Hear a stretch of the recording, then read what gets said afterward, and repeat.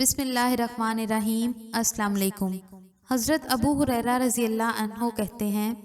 कि रसूलुल्लाह सल्लल्लाहु अलैहि वसल्लम ने फरमाया, जो शख्स हलाल माल से सदका दे और अल्लाह ताला तो हलाल ही कबूल करता है, उसके सदके को दाएं हाथ में लेता है, गरचे वो एक खजूर ही क्यों ना हो, फिर वो सदका रहमान की हथेली में बढ़ता रहता है, यहाँ तक पहाड़ से भी बड़ा हो जाता है, और अल्लाह ताला उसको ऐसे ही पालता है जिस तरह तुम में से कोई अपने घोड़े या ऊंट के बच्चे को पालता है।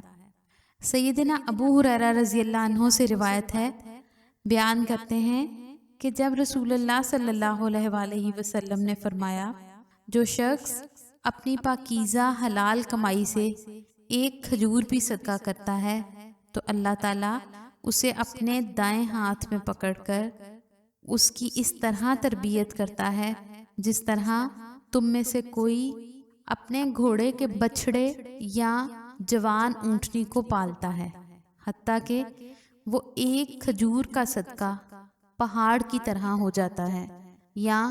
इससे भी बढ़ जाता है।